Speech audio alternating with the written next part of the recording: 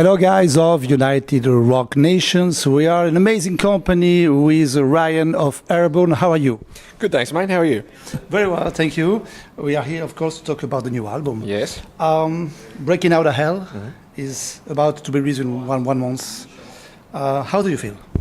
Really good. I mean, we put a lot of heart and soul in this record, and we feel sort of extremely passionate about it. There's nothing we'd change about it, and we just can't wait for people to crank it up.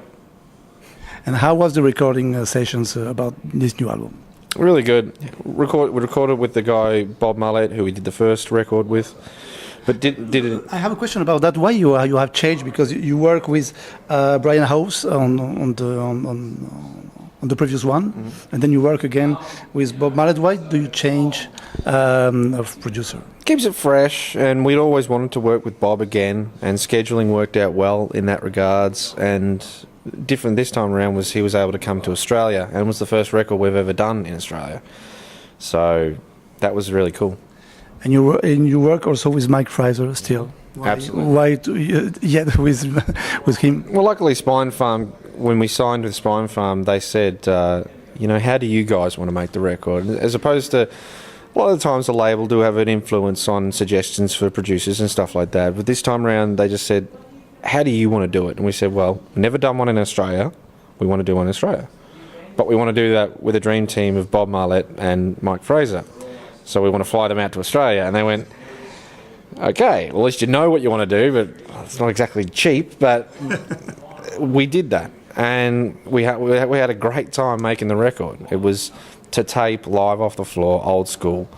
Nothing I would have changed about it. I had quite a few pints of Guinness with Fraser after hours, and we just talk stories, and we got along really well, and mates for life. So it's cool. Why this idea to come back to the roots and record the album in Australia? Bob always said, one day I want to work with you guys again, especially when you've developed more and more experiences, so he can pull more out of us, and that's exactly what he did. He saw what we did, when we were a younger band, and matured us a little bit, and this time around even more, and got more out of us, more diversity. Songs like Rivalry and stuff like that. He was like, "Come on, can you give me more?" And he pushed us, and it was great. So, of course, we have listened. The album is very, very fantastic. It's a very good album. There is 2 tracks that caught our attention. If you can tell me more about that song. It's I'm Going to Hell for This. Yep. Down on You. Can you tell me more about those 2 tracks? Yeah, actually, those songs are they've got similarities. But, Going to Hell for This.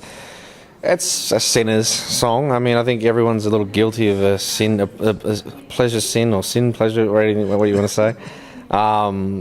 Sometimes we find in life that we're doing things we know is bad, but we do it anyway because it feels good, and that's what that song's about. Down on You. Well, that's not really leaving much for the. Well, that's not a double entendre. It's a single entendre, if that's a word. It's a fun sex song, and it came up really well, actually. I'm actually really happy with it. It says what it is. It's blatantly obvious and makes you smile and hopefully turn it up. So tell me, what happened when you drink? You go crazy? Yeah, that actually was happening. Joel and I were working on songs. We went out one night, as we do sometimes, had a big night. One of the verses is standing drunk in the middle of the road, directing traffic like a ninja. Well, that's exactly what Joel was doing, because I told him that in the morning, and he said that's funny because he goes, I've come up with the title for this song that we need. It's When I Drink I Go Crazy, and we used that as a verse. So it's about just our general life. We have a question about the first EP, Ready to Rock. You that haven't been re-recorded. Is there any chance one day that you will re-record again this EP?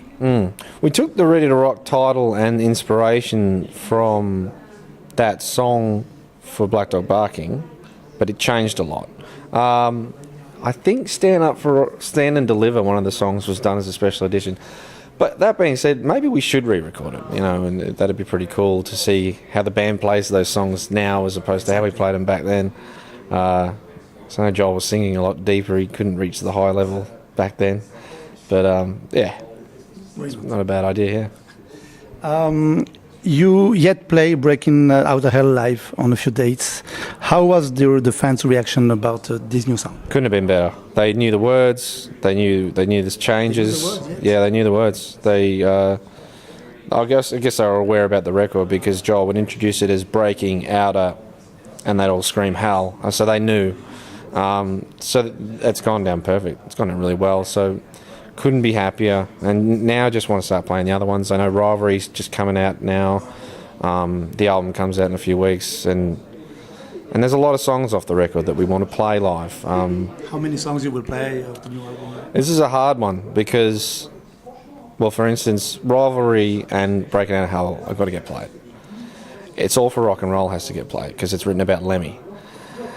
I like Thin the Blood because it's a stomper, but then Down on You's a fun song. So, and Going to Hell for This is a fun song. It's When I Drink I Go Crazy. Well, that's, I mean, this is the thing, and it's a good but bad. It's good but bad situation to be in because you kind of want to play the whole thing, but you got to play the old ones as well for people. So we'll figure it out. What do you think about the French crowd when you play live here in France?